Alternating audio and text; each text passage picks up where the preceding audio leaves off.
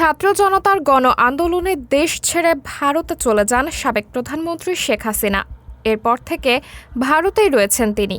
কিন্তু প্রশ্ন হলো, সেখানে আর কতদিন থাকতে পারবেন তিনি? জল্পনা উঠেছে অচিরেই ভারত ছাড়তে হবে শেখ হাসিনাকে। তবে ভারত ছেড়ে কোথায় যাবেন তা এখনও নিশ্চিত করে বলা যাচ্ছে না। জানা যায়, যুক্তরাষ্ট্র ভারতের কাছে জানতে চেয়েছে শেখ হাসিনা কিভাবে কোন ব্যবস্থায় দিল্লিতে অবস্থান করছেন। জবাবে ভারত নাকি বলেছে খুব স্বল্প সময়ের মধ্যেই মধ্যপ্রাচ্যের কোনো একটি দেশে তিনি চলে যাবেন। এমন খবর ঢাকার সরকারি একটি মহলকে জানানো হয়েছে। একাধিক সূত্র সংবাদ মাধ্যমে এই তথ্য নিশ্চিত করেছেন।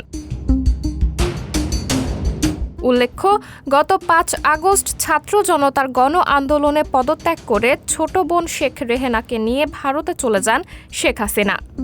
বাংলাদেশের সামরিক বাহিনীর একটি বিমানে তিনি দিল্লির কাছে গাজিয়াবাদের হিন্ডন বিমান ঘাঁটিতে অবতরণ করেন। এরপর থেকে তিনি কোথায় আছেন তা আর জানা যায়নি।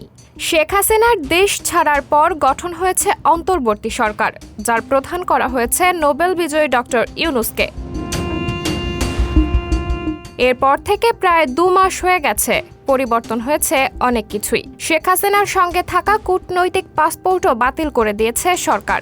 এ ধরনের পাসপোর্টধারীরা ভিসা ছাড়া ভারতে ৪৫ দিন বৈধভাবে থাকতে পারেন। কিন্তু শেখ হাসিনা প্রায় ২ মাস ধরে ভারতে অবস্থান করছেন। কূটনৈতিক পাসপোর্টে তার বৈধভাবে অবস্থানের মেয়াদও শেষ হয়ে গেছে।